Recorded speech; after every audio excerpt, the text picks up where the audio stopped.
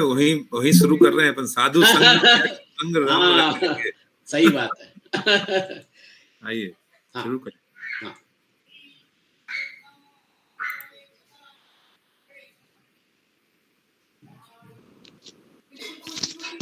सदर प्रणाम सभी को। हाँ, प्रणाम प्रणाम प्रणाम। नमा जी को, नमस्कार रामदेव जी प्रणाम। आदरणीय सभी आदरणीय को सादर प्रणाम। सबको स्क्रीन दिख रही है? हाँ दिख रही थी, दिख रही। अब 16वां अध्याय समाप्त होते होते भगवान कृष्ण ने जरा अर्जुन को परेशानी में डाल दिया। वो बोलते हैं जो शास्त्र में लिखा है वैसा करो, इसका मतलब ये कि तुम करेक्ट कर रहे हो, तुम सही काम कर रहे हो। लेकिन दिक्कत है कितने लोग शास्त्रों को पढ़ेंगे, कितने लोग शास्त्र के मतलब जहां जैसा वहां लिखा है उस प्रकार से काम करेंगे, जब शास्त्र मालूम ही नहीं। अभी हमारे यहाँ हिंदू धर्म में भी आप देखेंगे बहुत सारे शास्त्र हैं, धर्म सिंधु है कि उसमें देखते हैं लोग कि भैया क्या आधार क्या है, कैसे करना चाहिए। तो हमारे पिताजी जो थे वो धर्म सिंधु ग्रंथ लेके आए थे।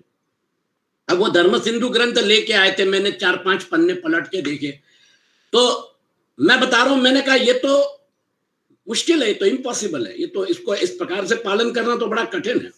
अब वो शास्त्र है, धर्म सिंधु है, हमारे यहाँ पे शास्त्र जो है उनकी रचना की गई। लेकिन दिक्कत क्या होती है, उस समय वो शास्त्र जो रहते हैं वो प्रमाण रहते हैं। जैसे कॉन्स्टिट्यूशन ऑफ इंडिया उस समय वो प्रमाण है, 100 साल के बाद 200 साल के बाद क्या होगा मालूम नहीं। तो शास्त्र जो है वो जैसे आपका कॉन्स्टिट्यूशन है वैसा है, आपको कॉन्स्टिट्यूशन को फॉलो करना है। लेकिन हमको मालूम ही नहीं ना शास्त्र क्या है, तो हम क्या करेंगे। अथ सप्तदशोऽध्याय, 16वें अध्याय के 23वें श्लोक में भगवान ने शास्त्र विधि का त्याग करके मनमाने ढंग से आचरण करने वाले पुरुषों को सिद्धि, सुख और परम गति न मिलने की बात कही। यह सुनने पर अर्जुन के मन में आया कि शास्त्र विधि को ठीक ठीक जानने वाले लोग तो बहुत कम है, अधिक संख्या में ऐसे ही लोग हैं जो शास्त्र विधि को तो जानते ही नहीं, पर अपनी कुल परंपरा, वर्ण, आश्रम, संस्कार आदि के अनुसार देवता आदि की श्रद्धा पूर्वक, इंपॉर्टेंट, श्रद्धा पूर्वक यजन पूजन करते हैं। क्योंकि हमारे पिताजी ने, हमारे दादाजी ने जो परंपरा चालू की है उसको हम निभा रहे हैं बड़ी श्रद्धा के साथ। शास्त्र विधि का त्याग होने से ऐसे पुरुषों की नीची मतलब आसुरी स्थिति होनी चाहिए, क्योंकि उन्होंने शास्त्र के हिसाब से नहीं किया, उनको शास्त्र मालूम नहीं। और श्रद्धा होने से उनकी दैवी स्थिति होनी चाहिए, ऊंची स्थिति होनी चाहिए। तो अब उनकी स्थिति क्या होगी, इसलिए वास्तव में उनकी क्या स्थिति है यह जानने के लिए अर्जुन पहले श्लोक में प्रश्न करते हैं। देखिए, द्वापर के बाद कलयुग शुरू होने वाला है, और कलयुग जो है, ये कलयुग में आज की परिस्थिति अगर आप देखेंगे, कलयुग शुरू होकर 5,500 साल हो गए। आप देखिए कितने लोगों को शास्त्र मालूम है और कितने लोग शास्त्र के हिसाब से करते हैं, है ना। अब ये जो समस्या है इसका समाधान भगवान कृष्ण ने क्या दिया है हम देखते हैं। अर्जुन उवाच ये शास्त्र विधि मुत्सृज्य यजन्ते श्रद्धयान्वितः तेषां निष्ठा तु का कृष्ण सत्वमाहो रजस्तमः। अर्जुन बोले, कृष्ण ये शास्त्र विधि उत्सृज्य, हे कृष्ण जो मनुष्य शास्त्र विधि का त्याग करके श्रद्धया अन्विता यजन्ते, श्रद्धा पूर्वक देवता आदि का पूजन करता है, शास्त्र विधि से नहीं करता लेकिन श्रद्धा से करता है, तेषां निष्ठा तु का, उनकी निष्ठा फिर कौन सी है, सत्वम आहो रजतम, सात्विकी है अथवा राजसी है अथवा तामसी है। बहुत सुंदर प्रश्न है। शास्त्र नहीं लेकिन श्रद्धा है, तो फिर आप 100 में से कुछ तो नंबर देंगे ना हमको। तो वो परिस्थिति जो है, आज की जो परिस्थिति है उसके परिप्रेक्ष्य में ये प्रश्न बहुत सुंदर है। श्रीमद् भगवद गीता में भगवान श्री कृष्ण और अर्जुन का संवाद संपूर्ण जीवों के कल्याण के लिए है। उन दोनों के सामने कलयुग की जनता थी, क्योंकि द्वापर युग समाप्त हो रहा था। आगे आने वाले कलयुगी जीवों की तरफ दृष्टि रहने से अर्जुन पूछते हैं कि महाराज, जिन मनुष्यों का भाव बड़ा अच्छा है, श्रद्धा भक्ति है, पर शास्त्र विधि को जानते नहीं, यदि वे जान जाएं तो पालन करने लग जाएं, पर उनको पता नहीं, बताने वाले भी नहीं है, अतः उनकी क्या स्थिति होती है। अब आगे आने वाली जनता में शास्त्र का ज्ञान बहुत कम रहेगा, उन्हें अच्छा सत्संग मिलना भी कठिन होगा। आप खुद ही परीक्षण कर लीजिए, सत्संग जो है वो दुर्लभ होते जा रहा है। सत्संग का प्रमाण बढ़ाना पड़ेगा। हमारे जो मंदिर है वहां पर सत्संग करना पड़ेगा। ये जो तुलसीदास जी ने बोला था, बिनु सत्संग विवेक न हुई, लेकिन प्रॉब्लम यह है राम कृपा बिनु सुलभ न सोई। वो जो है सत्संग क्यों नहीं हो रहे, मंदिर तो खाली पड़े, आरती के समय 4 लोग आते हैं, 4 के 40, 40 के 400 क्यों नहीं होते? क्योंकि वहां पे सत्संग बंद हो गया। आप मंदिर जो है वो एक मंदिर में भगवान का परमात्मा का अधिष्ठान है, वो जो अधिष्ठान है उसका आप फायदा उठाइए, वहां पर सत्संग करिए। सत्संग की ताकत बहुत जबरदस्त है, लेकिन दिक्कत क्या है, फिर कलयुग में तो और भी कम होंगे। कम होने पर भी यदि भीतर चाहत हो तो उन्हें सत्संग मिल सकता है, परंतु मुश्किल यह है कि कलयुग में दंभ पाखंड ज्यादा होने से कोई दंभी और पाखंडी पुरुष संत बन जाते हैं, ये दूसरा प्रॉब्लम है। तो हमारे यहाँ पे 4 लाख मंदिर हैं लगभग, लेकिन ये 4 लाख मंदिरों में से कितने मंदिरों में सत्संग होता है? मंदिरों में सत्संग नहीं हो रहा इसलिए लोग नहीं आ रहे, लोग नहीं आ रहे इसलिए चढ़ावा नहीं आ रहा है, चढ़ावा नहीं आ रहा इसलिए मंदिर जो है वो जीर्ण हो गए, उसका जीर्णोद्धार करने के लिए पैसा नहीं। दिक्कत यह है जो ट्रस्ट है, वो ट्रस्टी जो थे वो गुजर गए, अब वो चलाने वाले जो हैं उनको चलाने का तरीका मालूम नहीं। बहुत सारी मुश्किलें हैं। मंदिरों की कमी नहीं है, लेकिन सत्संग की ताकत जो है वो वहां से गायब हो गई है। परंतु मुश्किल यह है कि कलयुग में दंभ पाखंड ज्यादा होने से कई दंभी और पाखंडी पुरुष संत बन जाते हैं, और फिर ये दूसरा प्रॉब्लम शुरू होता है। अतः सच्चे संत पहचानने आना मुश्किल है। संतों का परीक्षण करने के लिए तुलसीदास जी ने बालकांड इनिशियल स्टेजेस में संत और असंत का भेद बताया, सुंदर बताया। आपको जिस प्रकार के लोग अभी आपको दिख रहे हैं उसमें से बहुत सारे लोग जो हैं वो आउट हो जाएंगे अगर तुलसीदास जी का जो पैरामीटर है हम उसको लगाएंगे तो।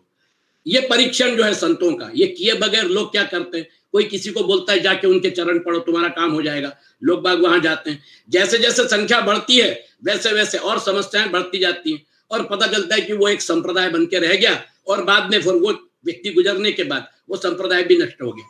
इस प्रकार पहले तो संत महात्मा मिलना कठिन, और मिल भी जाएं तो उनमें से कौन से संत कैसे हैं इस बात की पहचान प्राय नहीं होती, और पहचान हुए बिना उसका संग करके विशेष लाभ ले लें ऐसी बात भी नहीं है। अतः जो शास्त्र विधि को भी नहीं जानते और असली संतों का संग भी नहीं मिलता, परंतु जो कुछ यजन पूजन करते हैं श्रद्धा से करते हैं, ऐसे मनुष्यों की निष्ठा कौन सी होती है, सात्विकी अथवा राजसी तामसी, ये पॉइंट है। बहुत सारे लोग ऐसे हैं जो किसी संप्रदाय में दीक्षित नहीं है, क्योंकि उनके दिमाग में यही बात है कि नहीं, ये जब तक मैं इसका परीक्षण ना कर लूं तब तक मैं इस संप्रदाय में दीक्षित नहीं होऊंगा। बहुत सारे लोग मंदिरों के पास, हम लोग जाते हैं कभी मंदिर में तो देखते हैं कि वहां पे काउंटर लगा के बैठे हुए हैं, आप हमारे संप्रदाय में आइए। एक बार मैंने देखा उनका पैम्पलेट था, उनकी किताब थी, तो उन्होंने किताब को मैंने देखा, बोले ये शास्त्र में लिखा है कि ये ऐसा होना चाहिए, अगर ऐसा नहीं किया तो मैंने कहा नहीं किया तो क्या हो जाएगा, बोले पाप लग जाएगा, नरक में जाना पड़ेगा। अब वो जो है उन्होंने जिस शास्त्र का अध्ययन किया है, एक कोई ग्रंथ लेके और उसमें लिखा है कि ये ऐसे होना चाहिए, बाएं हाथ से पकड़ना चाहिए, दाहिने हाथ से नहीं पकड़ना चाहिए, ऐसा करना चाहिए, वैसा करना चाहिए, ये सब जो है इसकी वजह से क्या हो गया कि बहुत बड़ा तबका हमारे समाज का उचट गया। वो बोला इसमें पढ़ते ही नहीं है, जबरदस्ती अपन क्या करेंगे भैया, भगवान को अगरबत्ती जला दिए, भगवान को याद कर दिए, कर्म किया, और अगर थोड़ा और आगे एक कदम बढ़ गए तो कर्म किया और परमात्मा को समर्पित कर दिया। क्या है, जब आप परमात्मा को समर्पित कर दे तो वो कर्म आपके अकाउंट में जमा नहीं होता है। जब आपके अकाउंट में जमा नहीं होगा तो आपका अकाउंट ट्रांजैक्शन ना होने की वजह से डोरमेंट हो जाएगा। कर्माशय का जो हिस्सा है जिसको लेके आप बैगेज लेके चल रहे हैं, उसमें एक भी ट्रांजैक्शन नहीं किया तो जैसे बैंक में अकाउंट डोरमेंट हो जाता है, वैसे आपका कर्माशय जो है वो फिर डोरमेंट हो जाता है। तो कर्मयोग में क्या होता है, आपने जो कर्म किए वो परमात्मा को समर्पित कर दिया तो अकाउंट में एक भी पैसा जमा नहीं होता है। कर्माशय जो है वो कर्माशय में अगर पैसा जमा नहीं हो रहा है, ट्रांजैक्शन नहीं हो रहा है, तो जैसे बैंक का व्यवहार होता है, क्योंकि जैसे बैंक के व्यवहार में आपका अकाउंट जो है उसमें ट्रांजैक्शन होना जरूरी है, अगर नहीं हो रहा है तो बैंक डोरमेंट कर देती है, और वो पैसा जो है वो पैसा बैंक यूज कर रही है लेकिन आपको निकालने से मना कर रही है।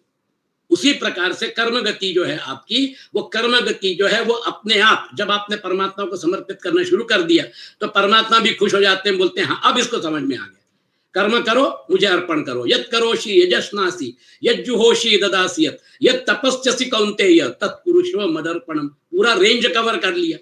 अब वो अगर आपने सिस्टमैटिकली फॉलो किया कर्मयोग को तो फिर आपके पास बचे ही क्या, आपका सारा कर्म तो अकर्म हो गया, किया और दिया। ये जो है, ये कर्म का जो विधान भगवान कृष्ण शुरू से बताते आ रहे हैं, उसका पर्पज यह है कि कारण शरीर जो है, वो कारण शरीर जो आपको बांधता है, उस कारण शरीर की आपने ट्रीटमेंट कर दी है ना। ट्रीटमेंट के अनेक प्रकार होते हैं। जैसे किसी को अगर कैंसर की गांठ है तो फिर आप रेडियोथेरेपी करिए, या फिर आप कीमोथेरेपी करिए, या फिर आप सर्जरी करके निकाल दीजिए, है ना। तो ये अलग अलग मतलब भक्ति योग है, ज्ञान योग है। ज्ञान क्या करता है? ज्ञान की अग्नि कर्माशय को जला डालती है, दग्ध बीज बना देती है। भक्ति क्या करती है? जैसे बाढ़ आती, बाढ़ के पानी में सब बह जाता है। भक्ति की बाढ़ ऐसी रहती कि आपका कर्माशय जो है ना, जैसे नमक पानी में घुलने के बाद वो नमक जो है वो गायब हो जाता है, वैसे आपका कर्माशय गायब हो जाता है। भक्ति की वो ताकत है। तो आप भक्ति की ताकत, ज्ञान की ताकत, कर्म जो है, आपने अकाउंट को डोरमेंट कर दिया। बहुत सारे रास्ते अपने पास हैं, लेकिन वो कर्माशय का जो प्रॉब्लम है, वो प्रॉब्लम हटाना है। अगर उसको इतना समझ में गया तो वो क्या करेगा? कर्म करेगा और परमात्मा को समर्पित कर देगा। उसको किसी संप्रदाय की जरूरत नहीं, किसी शास्त्र की जरूरत नहीं। उसने अपने हिसाब से भगवत गीता पढ़ के, या जो उसको मतलब जो थोड़ा बहुत जो उसके मित्र परिवार है उससे जो ज्ञान मिला, अच्छे लोगों से ज्ञान मिला, वो अपने हिसाब से चलता है। दिक्कत ये होती है, ये संत मिलना बड़ा मुश्किल है, और ये संप्रदाय चलाने वाले लोग जो है, इनको अपना संप्रदाय बड़ा करने में इंटरेस्ट होता है, लेकिन वो जो है, वो संप्रदाय को बड़ा करने से उनका अहंकार बढ़ता है, उनकी सद्गति नहीं होती, उनकी अधोगति होती है, उनकी ऊर्ध्वगति नहीं होती है। उनके लिए रिस्क है। जो संप्रदाय में दीक्षित है वो तो अपने हिसाब से क्या छोटे लोग हैं, लेकिन अगर अहंकार जो है वो अगर 10 गुना, 20 गुना, 1000 गुना बढ़ गया तो फिर आपका पर्पस ही खत्म हो गया। जिसके लिए हम सारी साधना कर रहे हैं, साधना का एंड पर्पस यही है कि अहंकार को नष्ट करके अंदर जो परमात्मा तत्व बैठा हुआ है, जब अहंकार आपका नष्ट हो जाएगा तो फिर वो दर्शन दे देंगे। तो सत्व माहो रजस्तमः पदों में सत्व गुण की दैवी संपत्ति और रजोगुण तथा तमोगुण की आसुरी संपत्ति में, जो देखिए आसुरी और मतलब यानी राजसी और तामसी जो है, उसको उन्होंने आसुरी संपत्ति में लिया है। रजोगुण और तमोगुण दोनों आसुरी संपत्ति में डाल दिया है। रजोगुण को आसुरी संपत्ति में लेने का कारण क्या है? रजोगुण और तमोगुण बहुत निकट है। इन्होंने अपने हिसाब से एक फॉर्मूला बताया है, कोई बात नहीं, फॉर्मूला देख लेते। जरूरी नहीं है कि ये ऐसा का ऐसे ही एप्लीकेबल हो, लेकिन हाँ, रजोगुण और तमोगुण जो है उसको एक ही लपेटे में आसुरी संपत्ति बोलना, उसका कारण क्या हो सकता है, ये उन्होंने अपने हिसाब से स्वामी जी ने बताया। तमोगुण, रजोगुण और सत्वगुण तीनों गुणों में परस्पर 10 गुना अंतर है। जैसे 1 का 10 गुना 10 और 10 का 10 गुना 100, उसी तरह तमोगुण से 10 गुना श्रेष्ठ रजोगुण है, रजोगुण से 10 गुना श्रेष्ठ सत्वगुण है, मतलब 100। तात्पर्य है कि तमोगुण और रजोगुण पास पास में है, जबकि सत्वगुण दोनों से बहुत दूर है। 1 और 10 ये पास पास है, लेकिन 1 और 100 ये बहुत दूर है, 10 और 100 ये बहुत दूर है। तो इसलिए एक बात तो स्पष्ट है, भगवत गीता का जो प्रवाह अपना चल रहा है उसमें आप देखेंगे सत्वगुण जो है, ये सत्वगुण परमात्मा की तरफ लेके जाता है, और रजोगुण और तमोगुण जो है ये परमात्मा से दूर लेके जाते हैं। वहां पे क्राइटेरिया दैवी और आसुरी का ये है कि जो परमात्मा की तरफ लेके जाता है वो सत्वगुण है, लेकिन सत्वगुण आपको सुख और ज्ञान से बद्ध करता है, ये भी याद रखिए। जैसे जैसे आप, क्योंकि आप शास्त्र पढ़ेंगे, आप अध्ययन करेंगे, आप मनन करेंगे, निधिध्यासन करेंगे, चिंतन करेंगे, तो उसमें कैसा हो जाता है, एक मतलब यानी जिसको कॉशन, वर्ड ऑफ कॉशन, सुख संगेन बध्नाति ज्ञान संगेन च अनघ। तो सुख, वो जो सत्वगुण है बहुत अच्छा है, लेकिन सत्वगुण जो है वो कल अगर सुख और ज्ञान से अगर बांधता है, क्योंकि वो भी बांध सकता है, तो फिर हमको जरा सचेत रहना पड़ेगा। सत्वगुण को बढ़ाइए, उसको शुद्ध सत्व से उसका मैल भी निकाल दीजिए। शुद्ध सत्व जो है, जब उससे आपका सत्वगुण साफ हो गया तो फिर शुद्ध सत्वगुण भी छोड़ दीजिए। जितना प्रकृति का हिस्सा है वो पूरा का पूरा त्याग दीजिए, और फिर उसके बाद आप वहीं रहिए। आपको एक सीढ़ी चढ़ के आप ऊपर तक पहुंच गए, आप वहां तक पहुंचने के बाद फिर आपको उस सीढ़ी की या उस मतलब यानी लिफ्ट की जरूरत नहीं है। आपको वहां पहुंचने के बाद यद्गत्वा न निवर्तन्ते, अगर वहां पे आप पहुंच गए तो फिर वो सीढ़ी रखना है, ये रखना है, वो रखना है, उसकी जरूरत नहीं है ना। उस पॉइंट पे जाने के बाद आपको वापस आना ही नहीं है। तो फिर आपके जो भी, क्योंकि आपको बाह्य, ये जो मतलब आपका जो शरीर है, या आपके मतलब बाह्यकरण है, यहाँ पे सारे के सारे, इसका सदुपयोग करना है। आपका अंतःकरण जो है, मन बुद्धि अहंकार, उसका उपयोग करना है। ये सारे करण जो है, जिनको हम उपाधियां बोलते हैं, they are instruments for the end purpose.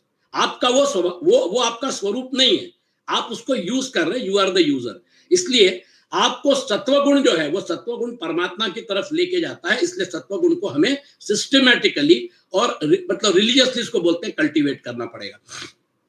तो यहां पर जिस प्रकार से सात्विक भाव आचरण और विचार देवी संपत्ति के होते हैं और राजसी तामसी भाव आचरण और विचार आसुरी संपत्ति के होते हैं। संपत्ति के अनुसार ही देखिए, थोड़ा इसको मतलब क्या कहना चाहिए, स्टेप बाय स्टेप समझिए। संपत्ति के अनुसार ही निष्ठा होती है, अर्थात मनुष्य के जैसे भाव आचरण विचार होते हैं उन्हीं के अनुसार उसकी निष्ठा होती है।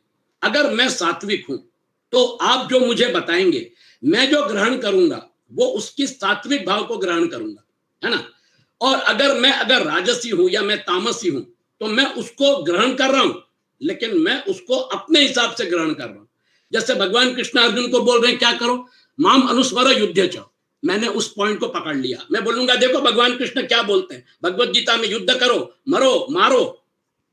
ये लो, रशिया में उन्होंने भगवत गीता को बैन कर दिया। क्यों? क्योंकि उनके हिसाब से भगवत गीता में भगवान कृष्ण मरने मारने की बात कर रहे हैं। He is proclaiming war, he is declaring war.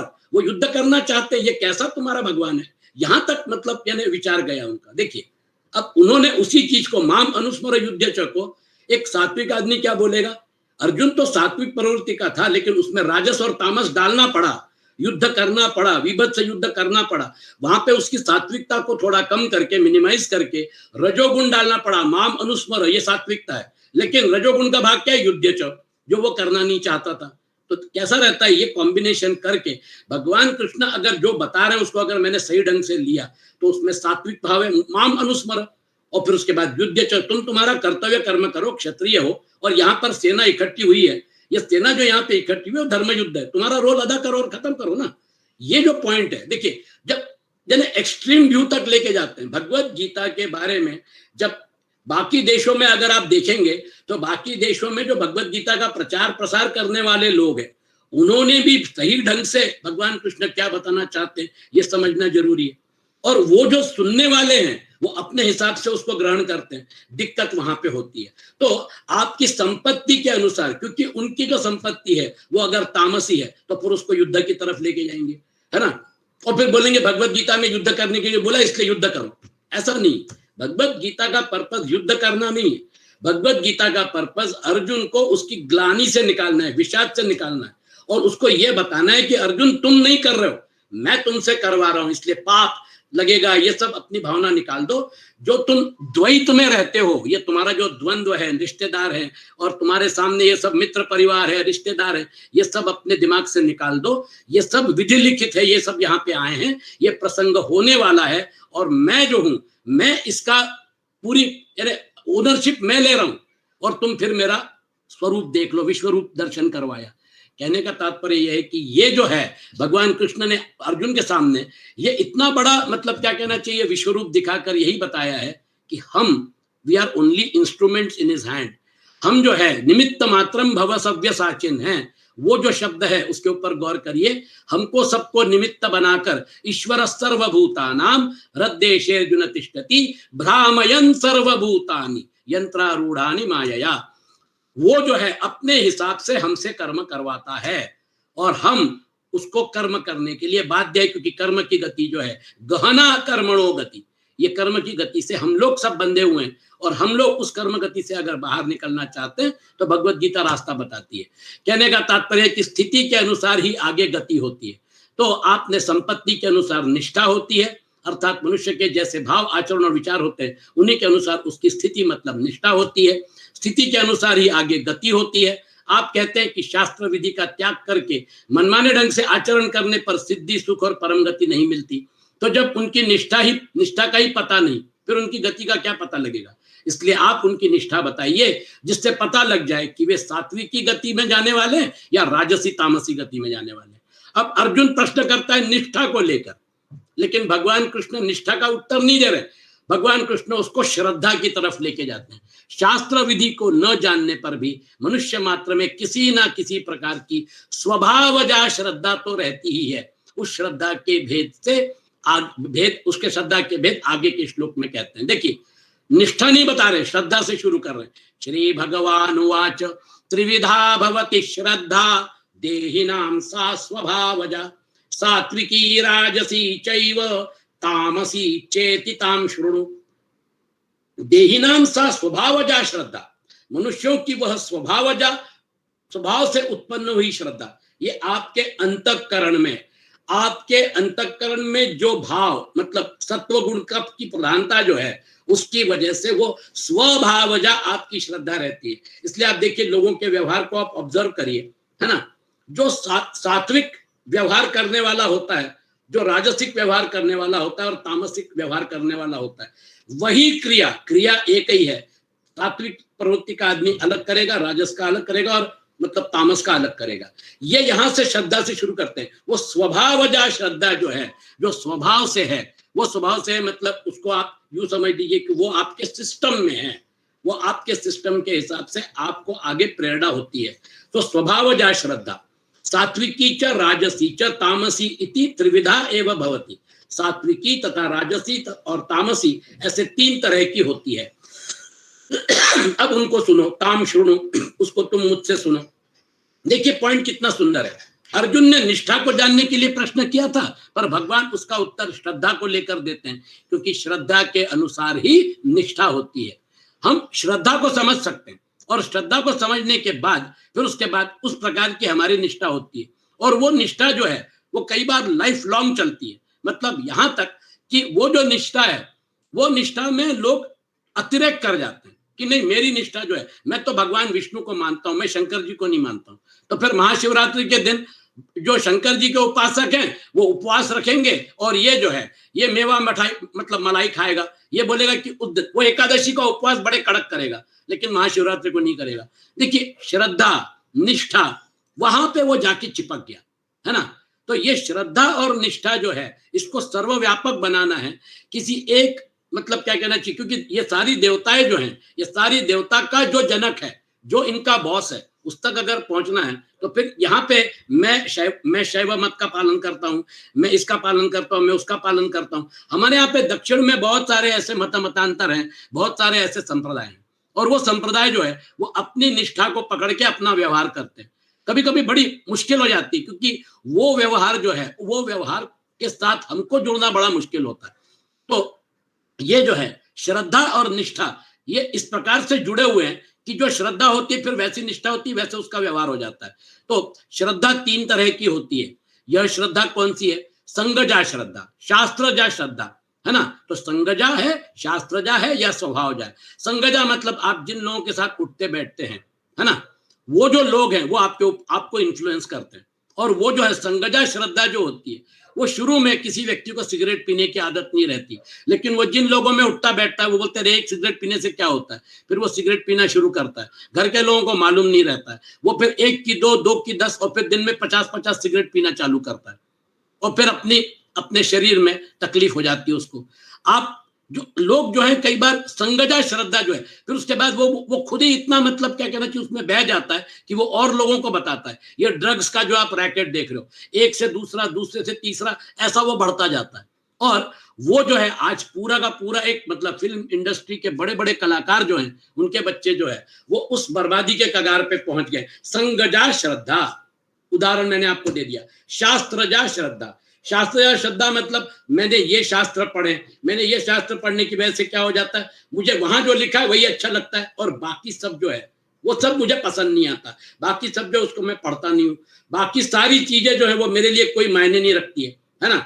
दिक्कत वहां पे होती है। हमको कुछ लोग क्या बोलते हैं जो विज्ञान में लिखा है वही सच है। कुछ लोग जब मतलब यानी टीवी पे मैं डिबेट देखता हूँ, शास्त्रों में लिखा है इसका पालन करना पड़ेगा। सामने वाला प्रश्न पूछ रहा है शास्त्रों में लिखा है लेकिन इसका आप मुझे सिद्ध करके दिखाइए ना, प्रमाण देके, एग्जाम्पल देके बताइए। वो बोलता है नहीं मैं नहीं बता सकता, शास्त्रों में लिखा है इसलिए मानना पड़ेगा। आपको विज्ञान की चुनौती जो है वो विज्ञान की चुनौती शास्त्र के का आधार लेके नहीं लड़नी, आपको विज्ञान के लेवल पे उतर के विज्ञान से लड़ना पड़ेगा। क्योंकि विज्ञान जो प्रश्न पूछ रहा है, विज्ञान क्या बोलेगा, मैं परा प्रकृति को मानता ही नहीं हूं और परा प्रकृति में सारा का सारा डायमेंशन है। तो फिर उनके लिए भूमि रापो नलो वायु खम, यहां तक वो रुक जाते हैं, स्पेस टाइम उसके आगे, क्योंकि एनर्जी मैटर कंटिन्यूम है, स्पेस टाइम कंटिन्यूम है, उसके आगे फिर उसके बाद मन बुद्धि अहंकार। तो भूमि रापो नलो वायु खम मनो बुद्धि रेव च, अहंकार इति यम में अहंकार तक मतलब माइंड डायमेंशन, माइंड कंटिन्यूम, फिर उसके बाद आपका मतलब इंटेलेक्ट कंटिन्यूम, और फिर अहंकार मतलब ये जो है आपका आनंदमय कोश है ना, ये आपका कारण शरीर। तो ये कारण शरीर तक भी ये अपरा प्रकृति है, ये जड़ है। और फिर उसके बाद अपरेयमितस्त्वन्याम विद्धि प्रकृति में पराम जीवभूताम महाबाहो ययेदम धार्यते जगत, इसका धारण करने वाली परा प्रकृति है। अब हमारे हिसाब से है ना, ये शास्त्र जो है इसको हमने एक्सेप्ट कर लिया, क्योंकि हम कन्विंस हो गए हैं कि ये पूरा का पूरा ये जो विश्व का जो संचालन हो रहा है, इसके पीछे एक यूनिवर्सल माइंड काम कर रहा है, इसके पीछे एक यूनिवर्सल इंटेलेक्ट काम कर रहा है, वो मेरे इंटेलेक्ट से इंडिपेंडेंटली काम कर रहा है। मेरी जो बुद्धि है, व्यष्टि बुद्धि जो है, वो समष्टि बुद्धि का जो जैसे फॉर्मूला है वैसे वो करती है। इसलिए हम सॉफ्टवेयर हार्डवेयर दोनों बनाते हैं। हमारे शरीर में भी हार्डवेयर मतलब हमारे बाह्यकरण, हमारा शरीर, और सॉफ्टवेयर जो है प्राणमय कोश, मनोमय कोश, विज्ञानमय कोश, ये जो है जो उसको चला रहे हैं, जो उसको रेगुलेट कर रहे हैं, ये जो है ये सॉफ्टवेयर का भाग है। तो आपकी व्यष्टि बुद्धि जैसे काम करती है ना, तो आप उसको देखिए, समझिए, जैसे आपकी बुद्धि काम करती है वैसे प्राणियों में बुद्धि काम करती है। इतना सुंदर घोंसला बनाती है कुछ चिड़िया कि उन्होंने तो कोई इंजीनियरिंग कॉलेज में पढ़ा नहीं था, उन्होंने तो कोई मतलब डिजाइन कंस्ट्रक्शन देखा नहीं था, लेकिन इंस्टिंक्टिवली वो एक सुंदर घोंसला बनाती है जो पेड़ की डाली से लटकता है, और उसमें वो बच्चे अंडे देके और फिर बच्चों को ये करती है, और फिर उसके बाद वो बच्चे उड़ जाते हैं। देखिए, तो उनको जितना जरूरी है उतना बुद्धि तत्व वहां पे भी है।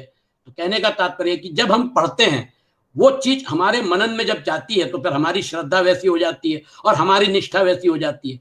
अब शास्त्रार्थ हो रहा है, डिबेट हो रहा है, लेकिन आपको अगर मीटिंग पॉइंट सामने वाला बोल रहा है कि अपरा प्रकृति ही है, उसमें भी मैं खम के आगे नहीं जाना चाहता हूं, क्योंकि मन को मैं मानता नहीं हूं, बुद्धि को मैं मानता नहीं हूं, अहंकार को मैं मानता नहीं हूं। डिबेट क्या होगा, चर्चा कहां पे होगी? वो अपरा प्रकृति को ही पूरी तरह से एक्सेप्ट करने को तैयार नहीं है, और परा प्रकृति तो उसके रेंज में ही नहीं है। दिक्कत वहां पे होती है। कैसा रहता है ना, श्रद्धा जहां पे है वहां पर निष्ठा हो जाती है। उसकी श्रद्धा कहां पे? विज्ञान में है। उसकी श्रद्धा कहां पे? जितना साइंस एक्सेप्ट करेगा उतना मैं एक्सेप्ट करूंगा। साइंस अगर अपने रूल बदल देगा, न्यूटोनियन मैकेनिक्स जो है it continued for 400 years. Einstein ने धक्का लगाया, न्यूटन जो था उसके जो स्पेस टाइम के कॉन्सेप्ट थे, आइंस्टाइन ने उसको धक्का लगा दिया। आइंस्टाइन ने बोला कि स्पेस टाइम जो है ये एक कंटिन्यूम है, स्पेस टाइम 4 डायमेंशनल है। दूसरी बात उन्होंने ये बोला कि ये जो स्पेस टाइम है, जैसे जैसे आपकी स्पीड बढ़ती जाती है, एज यू ट्रैवल, जैसे जैसे आपकी स्पीड, लाइट की स्पीड जो है 3 लाख किलोमीटर पर सेकेंड, वो लिमिटिंग स्पीड है। जैसे जैसे आपकी स्पीड बढ़ती है वैसे वैसे time dilates and space contracts. अगर आपको मतलब क्या कहना है, प्रयोग करना है तो करके देखिए। उसके ऊपर फिर बाद में लोगों ने प्रयोग किया, फिर आइंस्टाइन जो बोल रहा है ये सिद्ध हो गया। तो ये जो इनके विज्ञान के भी जो तथाकथित इनकी जो थीसिस रहती है, हाइपोथेसिस रहती है, वो भी चेंज होती रहती है। लेकिन वो चेंज होती है जब उसके ऊपर और बड़ा आधार मिल जाता है, और बड़ा बेस मिलता है। तो शास्त्र जो है वो जो है, दिक्कत क्या होती है, शास्त्र जब बनाए थे उस समय की परिस्थिति को देख के बनाए जाते हैं, तो वो शास्त्र चेंज हो सकते हैं। लेकिन कुछ शास्त्र ऐसे होते हैं जो ऋषियों ने और हमारे मनीषियों ने, वैदिक ऋषियों ने, देवर सीयर्स, वो दृष्टा थे, और उन्होंने मनोमय कोश देखा था, अध्ययन किया था, विज्ञानमय कोश देखा था, अध्ययन किया था। ये सारे कोशों का, ये 3 शरीरों का अध्ययन करके वेल रिसर्च अगर वो है तो उसको एक्सेप्ट करने में कोई दिक्कत नहीं है। तो स्वभावजा श्रद्धा जो है वो स्वभावजा श्रद्धा, क्योंकि शास्त्रजा और संगजा जो श्रद्धा है ये रिलेटिव है। जो ड्रग्स ले रहा है वो कल मतलब यानी वो उसको अगर सही रिहेबिलिटेशन में डाल दिया तो वो रिहेबिलिटेशन में से जाने के बाद वो ड्रग्स छोड़ देगा, सिगरेट छोड़ देगा। तो उसको संगजा और शास्त्रजा ये रिलेटिव है, ये जो है ये सापेक्ष है। लेकिन स्वभावजा जो है ये कंटिन्यू रहती है। तो कहते हैं कि वह स्वभावजा है, सा स्वभावजा अर्थात स्वभाव से पैदा हुई स्वतः सिद्ध श्रद्धा है। वह न तो संग से पैदा हुई है और न शास्त्रों से पैदा हुई है। वे स्वाभाविक इस प्रवाह में बह रहे हैं और देवता आदि का पूजन करते रहे। आप घर में भी देखिए 5 संतानें होती है, लेकिन 5 संतानों में से सबका अलग अलग पिंड होता है, अलग अलग श्रद्धा होती है, अलग अलग भाव होता है। माता पिता परेशान रहते हैं कि सभी घर का वातावरण तो एक ही है, यह घर का वातावरण सभी के लिए उपलब्ध है, लेकिन फिर ये अलग अलग डायरेक्शन में क्यों चले गए? ये जो है ये उनकी स्वभावजा श्रद्धा जो है वो उनको उस तरफ लेके जाती है। सात्विकी राजसी चैव तामसी चेति ताम शुणु, वह स्वभावजा श्रद्धा तीन प्रकार की होती है, सात्विकी राजसी और तामसी। उन तीनों को अलग अलग सुनो। अब देखिए भगवान क्या कहते हैं। पूर्व श्लोक में वर्णित स्वभावजा श्रद्धा के तीन भेद क्यों होते हैं इसे भगवान आगे के श्लोक में बताएंगे। सत्वानुरूपा सर्वस्य श्रद्धा भवति भारत, श्रद्धामयोऽयं पुरुषो यो यः श्रद्धः स एव सः।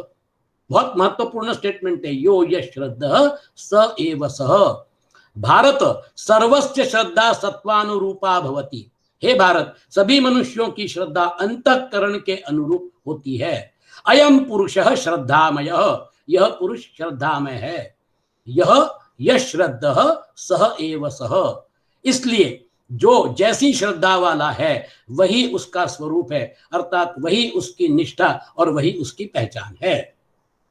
ये जो है इसमें आप पूरे विश्व में जैसे जैसे लोग आपको दिख रहे हैं, संप्रदाय दिख रहे हैं, धर्म दिख रहे हैं, उनकी निष्ठाएं दिख रही हैं, वो सारा का सारा आपका यहाँ पे कवर कर लिया। यो यः श्रद्धः स एव सः।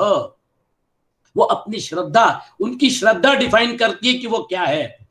अंग्रेजी में एक मतलब मैंने कहावत सुनी थी, tell me what you read and I will tell you what you are. जो आप पढ़ते हैं वो आपकी पर्सनैलिटी डिसाइड करती है। तो ये जो आप मतलब ये यो यह श्रद्धा स एव सह, जैसी श्रद्धा है वैसे उसकी पर्सनैलिटी बनती है, वैसे उसके आचार विचार बनते हैं, वैसा उसका व्यवहार बनता है। That decides his personality. तो आपके सामने भगवान कृष्ण जो स्टेटमेंट रख रहे हैं, श्रद्धामयोऽयं पुरुषो यो यः श्रद्धः स एव सः, सत्वानुरूपा सर्वस्य श्रद्धा भवति।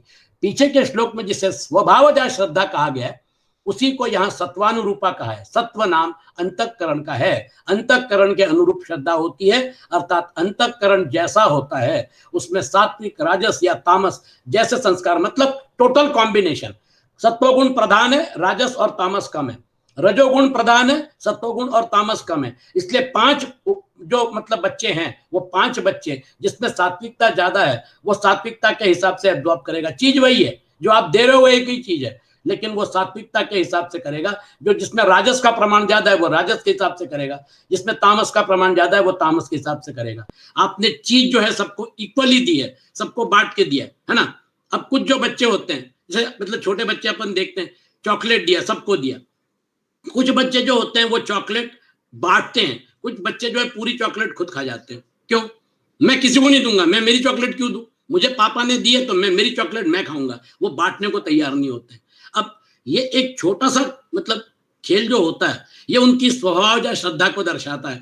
बांट के खाएंगे, सबको देंगे, बचा के रखेंगे, है ना।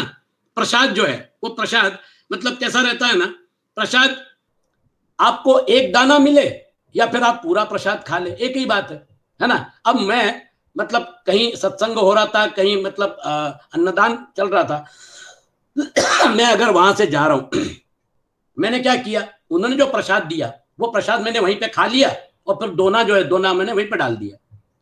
ये मेरा स्वभाव श्रद्धा है। दूसरी व्यक्ति क्या कर सकती है, वो पूरा का पूरा दोना जो है वो एक पॉलीथीन में मतलब कैरी बैग में डालेंगे, फिर उसके बाद उसको अच्छे से पैक करेंगे और फिर उसके बाद रबर बैंड लगा के घर पे लेके जाएंगे और सबको मिल बांट के देंगे। देखिए आप, घटना एक ही थी लेकिन एक वहीं पे खा के और दोना पत्तल डाल के चले गए और दूसरे जो है वो दोना साथ में ले गए और फिर घर में जाने के बाद सब लोगों को थोड़ा थोड़ा थोड़ा थोड़ा दे दिया कि भाई प्रसाद है, सब लोग मिल बांट के खाएंगे। ये इस प्रकार से काम करता है। तो उसमें सात्विकी, राजसी और तामस जैसे संस्कार होते हैं, वैसी ही श्रद्धा होती है। अब सभी की स्वाभाविक श्रद्धा तीन प्रकार की होती है। श्रद्धामयोऽयं पुरुषः, यह मनुष्य श्रद्धा प्रधान है, अतः जैसी उसकी श्रद्धा होगी वैसा ही उसका रूप होगा, उससे वैसे ही आचार होंगे, उससे जो प्रवृत्ति होगी वह श्रद्धा को लेकर श्रद्धा के अनुसार ही होगी। यो यः श्रद्धः स एव सः, जो मनुष्य जैसी श्रद्धा वाला होता है वैसी ही उसकी निष्ठा होगी और उसके अनुसार ही उसकी गति होगी। उसका प्रत्येक भाव क्रिया अंतःकरण की श्रद्धा के अनुसार ही होगा। जब तक वह संसार से संबंध रखेगा तब तक अंतःकरण के अनुरूप ही उसका स्वरूप होगा। ये आप अफगानिस्तान में देख रहे हो, वो श्रद्धा का कॉन्फ्लिक्ट है। वो जो तालिबान के लोग हैं वो शरिया को मानते हैं, अभी आज 21वीं सदी में वो शरिया को इंप्लीमेंट करना चाहते हैं। अब शरिया जो है उस कानून के हिसाब से औरतें घर के बाहर नहीं जा सकती, अगर जाती हैं तो फिर उनको बुर्का पहन के जाना पड़ेगा, वो जॉब नहीं कर सकती, उनको पढ़ना है कि नहीं ये भी क्वेश्चन मार्क है। कैसी श्रद्धा है तुम्हारी? आज 21वीं सदी में आप 50% आपका जो पॉपुलेशन है उस पॉपुलेशन को आप शिक्षा से, आप उनको नौकरी से, आप उनका उपयोग समाज के लिए नहीं कर रहे हो, और आपकी श्रद्धा जो है उसकी वजह से अफगानिस्तान में संघर्ष हो रहा है। आए दिन जो लेडीज जो मतलब यानी नारी शक्ति है वो सड़कों पे उतर रही है, अपने अधिकार के लिए लड़ रही है। ये श्रद्धा की लड़ाई है। देख रहे हैं आप, यो यश श्रद्धः स एव सः। उनकी श्रद्धा जो है, भाई 2 मिनट की बात है, समझो जरा, उनके साथ बैठो। आपको भी जन्म देने वाली कोई स्त्री ही थी, है ना? आप भी जरा सोचिए कि आप अगर वो नहीं होती तो आप मतलब दुनिया में नहीं आते, लेकिन नहीं, वो श्रद्धा को ऐसे पकड़ के बैठते हैं कि कुछ भी हो जाए। तो ये दिस इज समथिंग, मतलब एक अतिरेक हो जाता है। जो मनुष्य जैसी श्रद्धा वाला है वैसी उसकी निष्ठा होगी और उसके अनुसार ही उसकी गति होगी। उसका प्रत्येक भाव और क्रिया अंतःकरण की श्रद्धा के अनुसार ही होगा। जब तक वह संसार से संबंध रखेगा तब तक अंतःकरण के अनुरूप ही उसका स्वरूप होगा। श्रद्धा को लेकर ही आध्यात्मिक मार्ग में प्रवेश होता है। देखिए, कई बार हम सोचते हैं हमने आध्यात्मिक मार्ग में प्रवेश तो कर लिया, लेकिन हमको समझ में नहीं आ रहा है कि हम कहां तक पहुंचे, है ना? भाई माइलस्टोन दिखने चाहिए ना कि आप कहां तक पहुंचे। तो मैं अगर यहां से पूना से अगर मैं नासिक जा रहा हूं तो मुझे पता चला कि मैं 25 किलोमीटर आ गया हूं, 50 किलोमीटर आ गया हूं, 100 किलोमीटर आ गया हूं। आध्यात्मिक मार्ग में माइलस्टोन्स जो है वो माइलस्टोन्स दिखते नहीं है। तो फिर मैं कंफ्यूज होता हूं कि मैं कितना आगे बढ़ा हूं मुझे मालूम नहीं, अभी नासिक कितना दूर है ये मालूम नहीं, मैं परमात्मा के करीब हूं या परमात्मा से दूर हूं ये मालूम नहीं, है ना? वहां पर क्राइटेरिया जो है वो क्राइटेरिया आपके विजिबिलिटी रेंज में नहीं है, इसलिए हम कंफ्यूज होते हैं कि आध्यात्मिक मार्ग में हम सही जा रहे हैं कि नहीं। श्रद्धा है, अब आगे पढ़ते हैं इसको। श्रद्धा को लेकर आध्यात्मिक मार्ग में प्रवेश होता है, फिर चाहे वह मार्ग कर्मयोग का हो, चाहे ज्ञान योग का हो और चाहे भक्ति योग का हो। साध्य और साधन दोनों पर श्रद्धा हुए बिना आध्यात्मिक मार्ग में प्रगति नहीं होती। तो आपको विदाउट माइलस्टोन आप चल रहे हैं और फिर आपको जो अच्छा लगा, कर्मयोग अच्छा लगा, आप कर्मयोग के रास्ते जाते हैं, भक्ति योग लगा, भक्ति योग के रास्ते से जाते हैं। तो आप उस रास्ते पे चल रहे हो और आपको ये मालूम नहीं कि ये रास्ता वहीं जाता है कि नहीं जहां पे हमको जाना है। दोनों पर श्रद्धा हुए बिना आध्यात्मिक मार्ग में प्रगति नहीं होती। मनुष्य जीवन में श्रद्धा की बड़ी मुख्यता है। मनुष्य जैसी श्रद्धा वाला है वैसा ही उसका स्वरूप, उसकी निष्ठा है। यो यश श्रद्धः स एव सः। तो आपने श्रद्धा अगर रखी है, उस मार्ग में आप जब आगे बढ़ रहे हैं तो फिर आपको अनुभव जब होंगे, वो अनुभव जैसे मतलब क्या कहना चाहिए, उपनिषद में बताया कि भगवान आपका अपना स्वरूप दिखा के फिर छिप जाएंगे। केनोपनिषद में बोलते हैं वो आपको झलक दिखाएंगे, स्वप्न में दिखाएंगे और फिर उसके बाद गायब हो जाएंगे। वो आपको टेस्ट कर रहे हैं, फिर आपकी और श्रद्धा बढ़ेगी। तो आपको एक एक जैसे जैसे आप आगे बढ़ते जाएंगे, उसके करीब जाएंगे, वो अपने हिसाब से अपने आप को आपके सामने खोलता चला जाएगा। वो आपके पास ऐसे गुरु भेजेगा जो आपका मार्गदर्शन करते रहेंगे। हो सकता है आपकी अगर मतलब क्या कहना चाहिए बहुत अच्छा भाग्य हो, तो जैसे विवेकानंद जी को रामकृष्ण परमहंस मिल गए, गुरुओं के गुरु मिल गए, तो फिर विवेकानंद जी नरेंद्र का विवेकानंद हो गया। उन्होंने अपने जीवन में कितने सारे लोगों को परमात्मा के करीब ला के रख दिया, क्योंकि उनकी श्रद्धा थी। वो देवी जो है, जो जिस मंदिर के वो पुजारी थे, वो देवी उनके साथ उनके सामने साक्षात हो जाती थी। जगत जननी के दर्शन की हुए व्यक्ति थी, परमात्मा तत्व का ज्ञान था। ये सारा का सारा रहने के बावजूद भी बिल्कुल नम्र थे। श्रद्धा, भक्ति, ये सारी चीजें जो है ये रामकृष्ण परमहंस में ओतप्रोत भरी हुई थी। अब ऐसा गुरु मिलना जो है ये कितना कठिन है, लेकिन ऐसा गुरु मिलने की वजह से आप देखिए आज भी रामकृष्ण मिशन जो है बहुत जोरदार काम कर रहा है। स्वामी विवेकानंद जी ने पूरे विश्व में हिंदू धर्म का झंडा गाड़ दिया। मनुष्य जीवन में श्रद्धा की बड़ी मुख्यता है। तो आप हिम्मत हारने की जरूरत नहीं। माइलस्टोन दिख नहीं रहा है, इसका मतलब ये नहीं, आपकी श्रद्धा आपको प्रोपेल करेगी। आपकी श्रद्धा जो है उसकी ताकत इतनी रहेगी, आपकी भक्ति की ताकत इतनी रहेगी कि भगवान को दर्शन देना ही पड़ेगा, आपको भगवान मिलेंगे। ये जो है ये आप अगर मान के चलेंगे और भगवान का होकर, परमात्मा का होकर परमात्मा की उपासना करनी चाहिए। संसार आपने, आपका बेस तो संसार का है ना? जब बेस संसार का है तो जैसे हम बाकी चीजों की उपासना करते हैं, उसी प्रकार से हम परमात्मा की उपासना करने की कोशिश करते हैं। संसार का बेस नहीं, आप परमात्मा का होके और परमात्मा की उपासना करिए। वहां पे आपके अहंकार की जरूरत नहीं है, मन और बुद्धि की ताकत जो है उसको दिखाने की जरूरत नहीं है। वहां पे आप शरण जाइए और वहां पर मामेव ये प्रपद्यन्ते मायाम एशाम तरन्ते। वहां के रूल्स अलग है, वहां का क्राइटेरिया अलग है। वो माया का जो पर्दा है, तथाकथित पर्दा है, वो माया का पर्दा जो है उसको हटाने का काम जो करना है, उसमें परमात्मा आराम से हटा सकते हैं। आपको कई जन्मों में कोशिश करके फिर उसके बाद आप उसको हटा पाएंगे।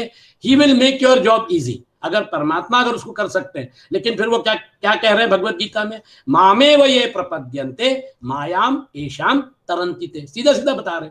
तो फिर अगर वहां पर शरणागति ये एक क्राइटेरिया है, तो फिर शरणागति क्राइटेरिया उसमें मतलब यानी उसमें आपका कोई भी चीज ऐसी नहीं है कि जो आपने खो दी। आपने जिस चीज को खोया वो उस योग माया का हिस्सा था ना। आपको अहंकार सता रहा है, अहंकार बोल रहा है भैया मत छोड़ो मुझे, अहंकार माया का हिस्सा है। आपको मन बुद्धि बोल रही है, वो भी माया का हिस्सा है।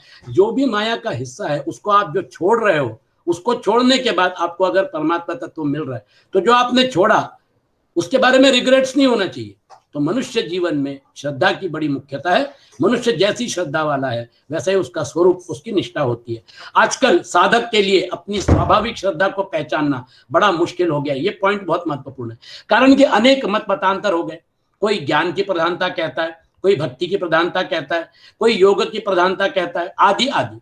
ऐसे तरह तरह के सिद्धांत पढ़ने और सुनने से मनुष्य पर उनका असर पड़ता है और फिर कंफ्यूजन बढ़ता जाता है, जिससे वह किंकर्त विमूढ़ हो जाता है कि मैं क्या करूं, मेरा वास्तविक ध्येय लक्ष्य क्या है, मुझे किधर चलना चाहिए, है ना। हम भी कई बार कंफ्यूज हो जाते हैं कि हमको किधर चलना चाहिए। अब वो जो है वो रास्ता निकालने के लिए, है ना, श्रद्धा जो है आपकी जो है, उस स्वभावजात श्रद्धा जो है वो स्वभावजात श्रद्धा को अच्छी तरह से फर्म अप करिए। मूल में सबकी स्वाभाविक रुचि यह होती है कि मैं संपूर्ण दुखों से छूट जाऊं और मुझे सदा के लिए महान सुख मिल जाए। ये पॉइंट तो बिल्कुल स्पष्ट है। मैं क्या चाहता हूं, मैं ऐसा सुख, अनंत सुख चाहता हूं। मैं ऐसा सुख चाहता हूं, मैं विनाशी नहीं रहना चाहता हूं, मैं अविनाशी रहना चाहता हूं।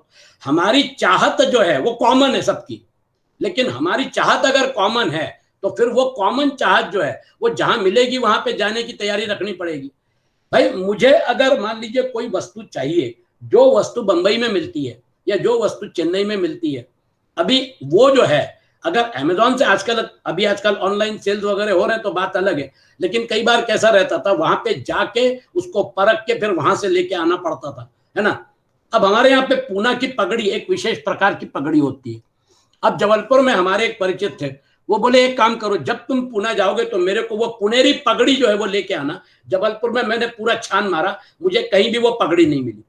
तो फिर मैं जब पुणे आया, मैं तो आता जाता रहता था, मैं उनके लिए पुनेरी पगड़ी खास लेके आया और फिर वो पुनेरी पगड़ी पहन के दशहरे के दिन हमारे माता पिता से पुनेरी पगड़ी पहन के और उनके चरण छूने के लिए आए, है ना। तो बड़ा अच्छा प्रसंग था, सब लोग बड़े खुश थे। वो पुनेरी पगड़ी पूना में मिलती है, जबलपुर में नहीं मिलती, लेकिन जबलपुर में नहीं मिलती है इसलिए फिर पूना में उन्होंने ढूंढने का काम मेरे को दिया था। तो जो चीज जहां पे है उसको वहां पर अगर प्राप्त करना है तो वहां के रूल्स के हिसाब से हमको चलना पड़ेगा। श्रद्धा ये हमारा बहुत बड़ा आधार है। ऐसी रुचि हर एक प्राणी के भीतर रहती है। मनुष्यों में तो यह रुचि कुछ जागृत रहती है, उनमें पिछले जन्मों के जैसे संस्कार हैं और इस जन्म में वे जैसे माता पिता से पैदा हुए, जैसे वायुमंडल में रहे, जैसे उनको शिक्षा मिली, जैसे उनके सामने दृश्य आए और वे जो ईश्वर की बातें, परलोक तथा पुनर्जन्म की बातें, मुक्ति और बंधन की बातें, सत्संग और कुसंग की बातें सुनते रहते हैं, उन सब का उन पर अदृश्य रूप से असर पड़ता है। इसलिए निराश होने की जरूरत नहीं। हम जो सत्संग कर रहे हैं, इसमें जो हम तत्व चिंतन कर रहे हैं, इसमें जो विवेचन कर रहे हैं, इसमें जिसको कहते हैं ना कि हम इसको मथ रहे हैं, ये जो विचारों का मंथन होता है, ये विचारों का मंथन आपकी गति को और फर्म अप कर रहा है। इसका निश्चित असर पड़ता है आपके आचार विचार। आदमी की काया पलट हो जाती है, ट्रांसफॉर्मेशन हो जाता है। वो क्या था और वो क्या बन गया। वो प्रोसेस में से जाने के बाद कई लोग बोलते हैं मैं क्या था और मैं क्या बन गया। ये रिफॉर्मेशन प्रोसेस जो है, ये आध्यात्मिक रास्ते का जो रिफॉर्मेशन प्रोसेस है, मैंने कई लोगों को देखा है, उनका भूतकाल जो है वो पूरा का पूरा अभी मतलब वो पूरी स्लेट पुछ गई और वो व्यक्ति कहां से कहां चला गया। ऐसा कई लोगों के जीवन में हो जाता है। वो ट्रांसफॉर्मेशन जो है या तो कोई अच्छा गुरु मिलने की वजह से या फिर परमात्मा की कृपा से वो जो है वो लगन के साथ फिर उसमें आगे बढ़ते हैं और पता चला कि वो नरेंद्र जैसा व्यक्ति जो क्या था, नास्तिक था, लेकिन नरेंद्र एकदम एक छोर से पेंडुलम का एक छोर जैसे जाता है वैसे वो सेंटर क्रॉस करके, है ना, वो डायरेक्टली मतलब दूसरे छोर तक चले गए। एक कंफर्म्ड नास्तिक जो है वो एक कंफर्म्ड और अनुभव सिद्ध आस्तिक बन गया। देखिए, एक रामकृष्ण परमहंस के सत्संग में आने की वजह से कितना बड़ा ट्रांसफॉर्मेशन हो गया। तो जैसी उनको शिक्षा मिली और उसके सामने आते गए उस प्रकार उन पर अदृश्य रूप से असर पड़ता है। उस असर से उनकी एक धारणा बनती है, उनकी सात्विकी, राजसी या तामसी जैसी प्रकृति होती है उसी के अनुसार वे उस धारणा को पकड़ते हैं और उस धारणा के अनुसार ही उनकी रुचि, श्रद्धा बनती है। इसमें सात्विकी श्रद्धा परमात्मा की तरफ लगाने वाली है और राजसी तामसी श्रद्धा संसार की तरफ लगाने वाली है। आप डिसाइड कर लीजिए आपकी श्रद्धा जो है वो आपको किस प्रकार का कॉम्बिनेशन रखना है। अगर आपकी बहुत ज्यादा श्रद्धा सात्विकी है तो फिर आपका राजसी तामसी श्रद्धा अगर 0 हो गई तो फिर रामकृष्ण परमहंस जो है, रामकृष्ण परमहंस जाके और शिकागो में लेक्चर नहीं दे सकते क्योंकि उनकी सात्विक श्रद्धा इतनी जबरदस्त है कि वो काम नहीं कर सकते। लेकिन विवेकानंद, स्वामी विवेकानंद में क्या था, उनमें सात्विकता बहुत थी लेकिन राजस और तामस जितना जरूरी था, राजस तामस तो सवाल ही नहीं उठता, राजस उतना जितना जरूरी है उतना भी था। इसलिए यहां से कष्ट सहन करके और फिर बॉस्टन में और फिर बाद में वहां पर शिकागो में उस कॉन्फ्रेंस में उन्होंने भाग लिया और फिर उन्होंने उनकी वो पर्सनैलिटी जो थी वो फिर पूरे विश्व को पता चल गई। तो ये कॉम्बिनेशन आपको अपने जीवन में अपने हिसाब से बनाना पड़ेगा। एंड पर्पस एक ही है लेकिन आपको डिसाइड करना पड़ेगा कि आप कितने कॉम्बिनेशन में खेलना चाहते हैं। सात्विकता का प्रमाण कितना हो, राजस का प्रमाण कितना हो और तामस को एज फार एज पॉसिबल जितना कम रखेंगे उतना आपका जीवन, आपका चित्त शुद्ध होता रहेगा। चित्त शुद्धि में सत्व को बढ़ाइए, राजस और तामस को नीड बेस्ड जितना जरूरी है उतना ही आप रखिए। ये जो है इसका पूरा का पूरा रेगुलेशन, मैनिपुलेशन ये आपके हाथ में। यहां पर आपका मतलब आपकी विल पावर और आपकी क्रिया शक्ति ये जो है ये यहां पर काम करती है। गीता में जहां कहीं सात्विकता का वर्णन हुआ है वह परमात्मा की तरफ ही लगाने वाली है। अतः सात्विकी श्रद्धा पारमार्थिक हुई और राजसी तामसी श्रद्धा सांसारिक हुई। अर्थात सात्विकी श्रद्धा दैवी संपत्ति की हुई, सात्विकी श्रद्धा दैवी संपत्ति हुई और राजसी तामसी श्रद्धा आसुरी संपत्ति हुई। 16वें अध्याय में हमने दैवी और आसुरी संपत्ति दोनों अच्छी तरह से देख लिया। दैवी संपत्ति को प्रकट करने और आसुरी संपत्ति का त्याग करने के उद्देश्य से 17वां अध्याय चला है। पॉइंट आपको समझ में आ गया। 17वें अध्याय का पर्पस यह है कि दैवी को बढ़ाना है, आसुरी को कम करना है। लेकिन अगर सामने वाली व्यक्ति अगर आसुरी संपत्ति वाली है तो फिर आप अगर दैवी संपत्ति वाले हैं और फिर आप उसके साथ मुकाबला नहीं कर सकते क्योंकि वो आसुरी संपत्ति का है, तो फिर आप में उतना राजस तामस आपको लाना पड़ेगा कि जिससे अगर अर्जुन में अगर राजस तामस नहीं होता तो फिर वो युद्ध कैसे करता। युद्ध में अभिमन्यु मारा गया, अभिमन्यु मारे संसप्तक जो थे, मतलब वो सुसाइड स्क्वाड होता है। संसप्तक जो थे, त्रिगर्त नरेश जो था, उसको बोला दुर्योधन ने अर्जुन को दूर लेके जाओ और फिर द्रोणाचार्य को बोला चक्रव्यूह की रचना करो। उस समय सारे पांडवों में से एक ही अर्जुन था जिसको चक्रव्यूह का भेदन मालूम था। अभिमन्यु को भेदन मालूम था, वो भेद कर सकता था, लेकिन अभिमन्यु बाहर निकलने की कला को नहीं जानता था।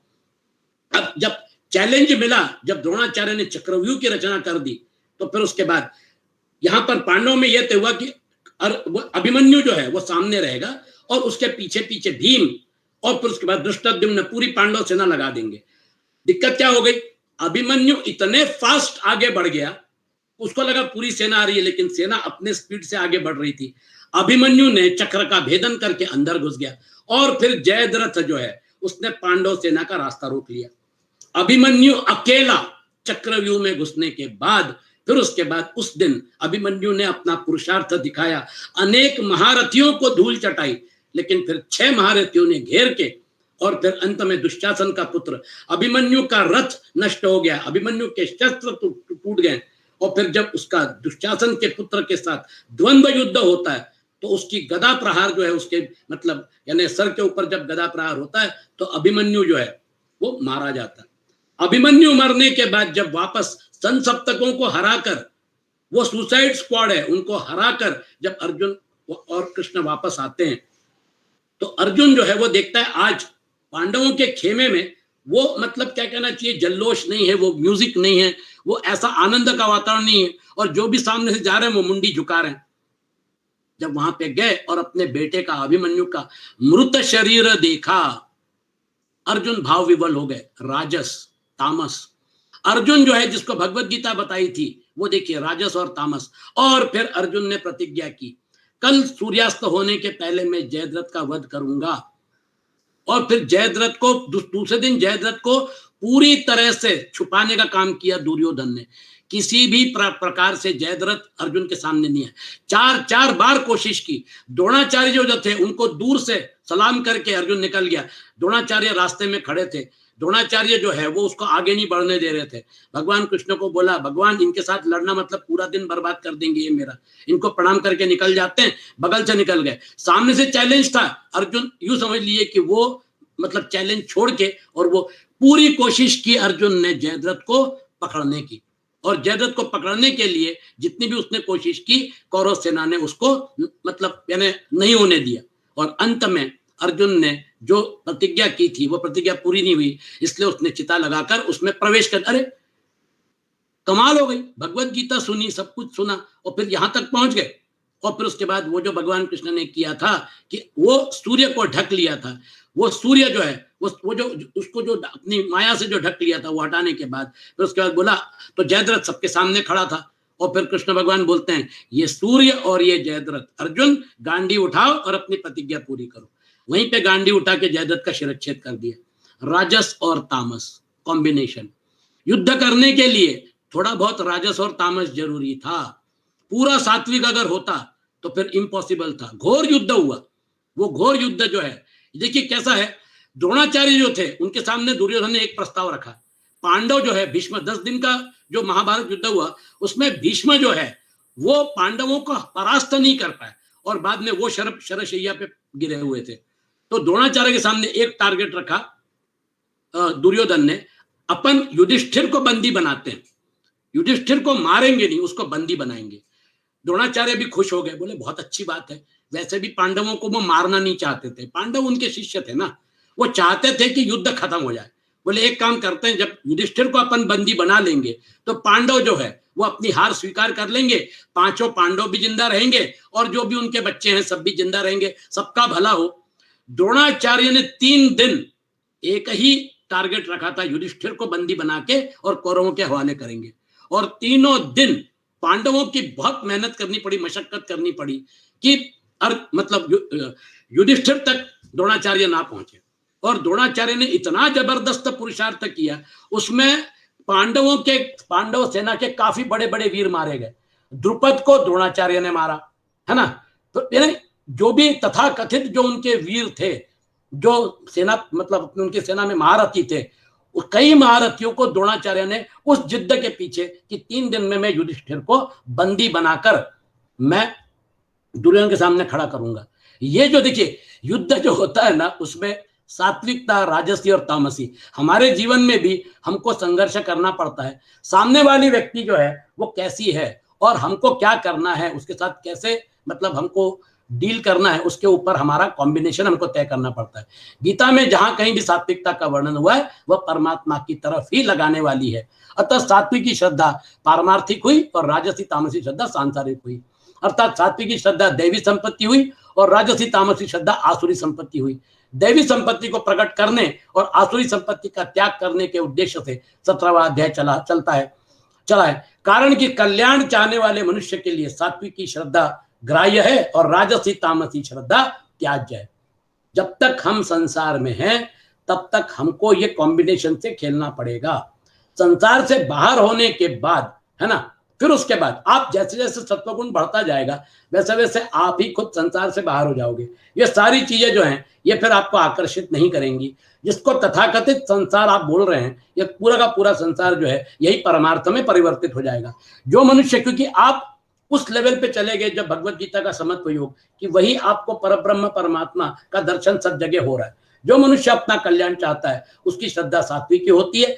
जो मनुष्य इस जन्म में तथा मरने के बाद भी सुख संपत्ति स्वर्ग आदि को चाहता है, उसकी श्रद्धा राजसी होती है। और जो मनुष्य पशुओं की तरह मूर्ता पूर्वक केवल खाने पीने भोग भोगने तथा प्रमाद आलस्य निद्रा खेलकूद तमाशे आदि में लगा रहता है, उसकी श्रद्धा तामसी होती है।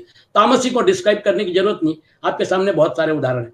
सात्विक की श्रद्धा के लिए सबसे पहली बात है कि परमात्मा है।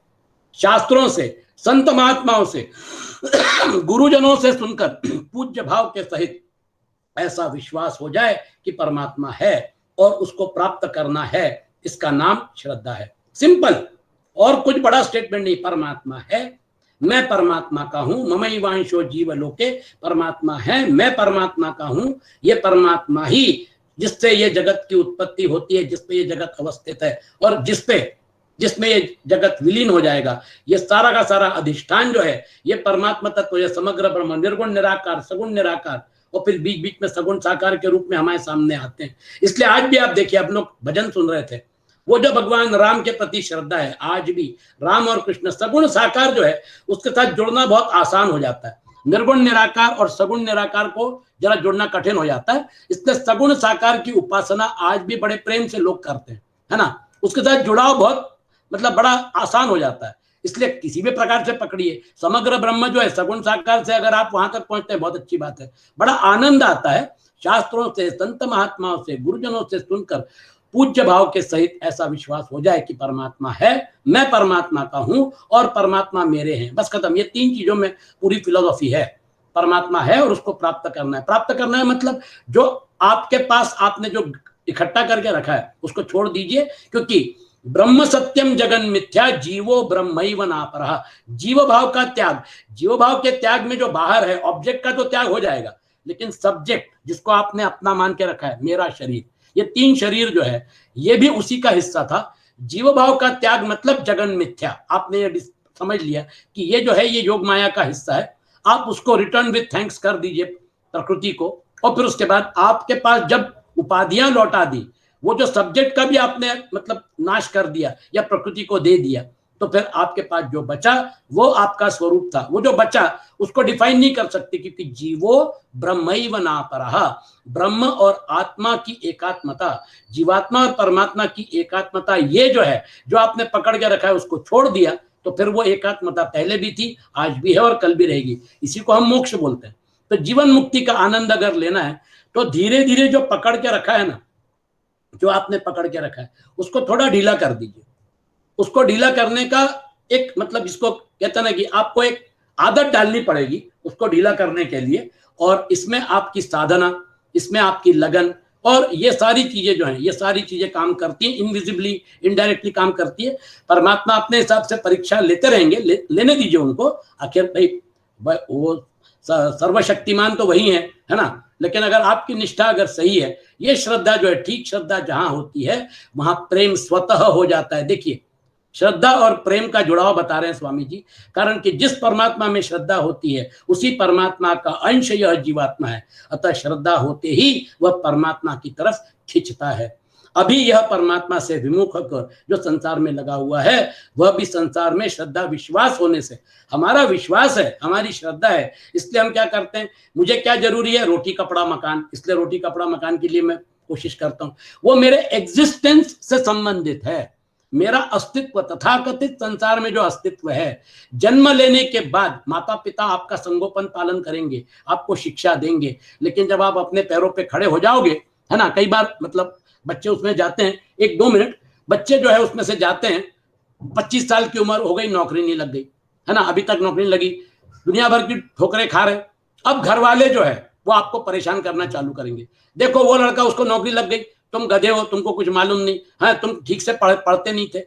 यानी वही माता पिता जो है, आप अपने पैरों पे खड़ा होने के लिए, वही माता पिता आपके तथाकथित दुश्मन बन जाएंगे, क्योंकि वो समाज में रहते हैं और उस समाज में आप अगर 30 साल की उम्र हो गई, 35 साल की उम्र हो गई, नो जॉब, मैं कुछ कर नहीं रहा हूं, तो ये घर वाले जो है और पड़ोस वाले जो है ये आपका जीना हराम कर देंगे।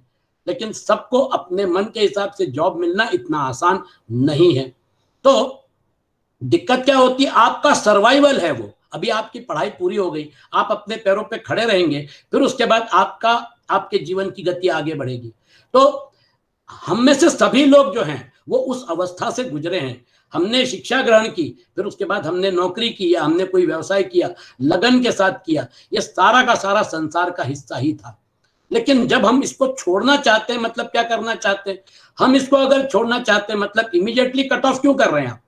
भाई आप ही ने तो निर्माण किया। फ्लैट किसके नाम पे? मेरे नाम पे, रजिस्टर्ड ओनर। गाड़ी किसके नाम पे? मेरे नाम पे, रजिस्टर्ड ओनर।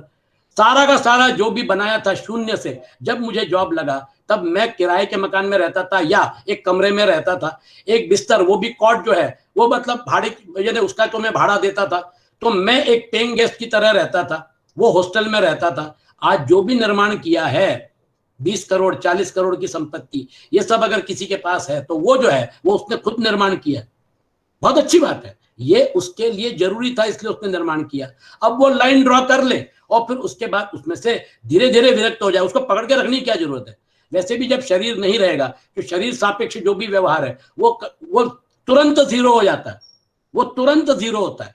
शरीर मतलब यूं समझ लीजिए कि वो 13 दिन जो होते हैं उसी में उसने जो विल बनाया रहता है, वो एडवोकेट आता है, भैया उन्होंने विल बनाया है और उन्होंने ये जो मतलब विल बनाया वो मैं आपको पढ़ के सुनाता हूँ, तो वो 13 दिन के भीतर सब कुछ हिसाब किताब हो जाता है, इसके नाम पे ये, उसके नाम पे वो, उसके नाम पे वो, और फिर वो जो है 13 दिन खत्म होने के बाद वो गृह शुद्धि हो गई, फिर उसके बाद बच्चे अपने अपने रास्ते निकल जाते हैं और फिर खेल खत्म हो गया। 14 दिन में सब कुछ रफा दफा हो गया जो आपने जमाया था। इतना समय भी नहीं लगता है, कई बार फटाफट निर्णय लिए जाते हैं। तो कहने का तात्पर्य जो भी आपने जमा किया था उसकी टाइम डायमेंशन में जब आप उसका परीक्षण करेंगे तो जब तक आप हैं तब तक उसकी कीमत है, तब तक उसकी वैल्यू आपके लिए है और शायद आपके आजू बाजू के लोगों के लिए। लेकिन आप जाने के बाद आपका शरीर, सूक्ष्म शरीर जो है और कारण शरीर जो है वो उससे पहले जुड़ा हुआ था, लेकिन जब स्थूल शरीर का कांटेक्ट छूट गया तो फिर उसके बाद ये सारी की सारी चीजें यहीं धरी रह गई। इस बात को एक बार नहीं, 10 बार नहीं, 1000 बार हम देख रहे हैं, तो इसको एक परमानेंट कल्टीवेट करिए और फिर जो शाश्वत है उसको पकड़ के रखिए, वह भी संसार में श्रद्धा विश्वास होने से। संसार में श्रद्धा विश्वास में सिर्फ शरीर, स्थूल शरीर नहीं, उसमें कारण शरीर और सूक्ष्म शरीर का बैगेज जो है वो भी इन्वॉल्व है। इसके ऊपर थोड़ा चिंतन मनन आप करिए। बाकी जो चीजें हैं, ये श्रद्धा जो है, ये श्रद्धा के बारे में स्वामी जी ने बहुत सुंदर बताया है। हमको सिर्फ यही देखना है कि श्रद्धा अंतःकरण के अनुरूपी होती है, धारणा, मान्यता, भावना आदि सभी अंतःकरण में रहते हैं। इसलिए अंतःकरण में सात्विक, राजस और तामस जिस गुण की प्रधानता रहती है उसी गुण के अनुसार धारणा, मान्यता आदि बनती है और उस धारणा, मान्यता आदि के अनुसार ही 3 प्रकार की श्रद्धा बनती है। तो सात्विक, राजस और तामस तीनों गुण सभी प्राणियों में रहते हैं। उन प्राणियों में किसी में सत्वगुण की प्रधानता, किसी में रजोगुण की प्रधानता और किसी में तमोगुण की प्रधानता। तो ये हमने अच्छी तरह से इसका उहापोह कर लिया। और महत्वपूर्ण मतलब जीव मात्र परमात्मा का अंश है, इसके ऊपर श्रद्धा पूरी तरह रखिए, क्योंकि आपके शरीर को जिस प्रकार से चलाने वाली शक्ति है, जीवात्मा है, उसी प्रकार से इस संसार, इस विश्व को, इस जगत को चलाने वाली शक्ति जो है, उसके बगैर ये जगत जो है, ये जगत नहीं चल सकता। और ये जगत सिस्टमैटिकली रूल के हिसाब से चल रहा है, ये हमारा विश्वास होना चाहिए। ये ऐसे ही हो गया, ये ऐसे ही चल रहा है, ये मतलब अतिरेक हो जाएगा। आप देखिए, आप थोड़ी नजर घुमा के देखिए, आपका शरीर देखिए, माता के गर्भ में 9 महीने में एक कोश से पूरा का पूरा 1 पीस शरीर तैयार हो रहा है। आंख है, नाक है, किडनी है, ब्रेन है, यथास्थिति जहां पर जो चाहिए वहां पर है, वो फंक्शनल हो जाता है और वो काम करने लगता है। देखिए प्रकृति की रचना को आप देखिए कितनी सुंदर है, और फिर पता चलता है ये ऐसे ही नहीं हुआ है, इसमें एक डिजाइन है, इसमें एक योजना है, और इस योजना में हमको हमारा रोल प्ले करना है। श्रद्धा भाव है, जैसा जिसका भाव होता है वैसा ही उसका स्वरूप होता है। भाव 2 तरह का होता है, सद्भाव और असद्भाव। जो परमात्मा की तरफ ले जाता है वह सद्भाव होता है, और जो संसार की तरफ ले जाता है वह असद्भाव होता है। दैवी संपत्ति में सद्भाव की मुख्यता है और आसुरी संपत्ति में असद्भाव की मुख्यता है। मैं साधक हूं, इसमें अगर असद्भाव की मुख्यता हो तो अभिमान होता है। देखिए मैं साधना कर रहा हूं, है ना, मैंने इतने मतलब यानी ये किया, फलाना किया, उसमें अहंकार मत होने दीजिए। मैं साधक हूं, इसमें अगर असद्भाव की मुख्यता है तो अभिमान, और सद्भाव की मुख्यता है तो फिर स्वाभिमान होता है कि हाँ मैं साधना कर रहा हूं, लेकिन परमात्मा की कृपा जो है वो होनी चाहिए। रोज परमात्मा को प्रार्थना करता हूं, महाराज थोड़ा हमारी तरफ नजर घुमाइए, माया का पर्दा हटा दीजिए, हमको अपने आगोश में ले लीजिए, स्वाभिमान होने से वह सात्विकी में चला जाएगा और अभिमान होने से वह राजसी तामसी में चला जाएगा। तो दोनों चीजें हैं, आपकी साधना और परमात्मा की कृपा, ये कॉम्बिनेशन पे अपना काम चलेगा। आज का सत्र हम यही समाप्त करते हैं। संकल्प मंत्र और 3 बार ओंकार। ओम असतो मा सद्गमय तमसो मा ज्योतिर्गमय मृत्योर्मा अमृतम गमय। ओम शांति शांति शांति।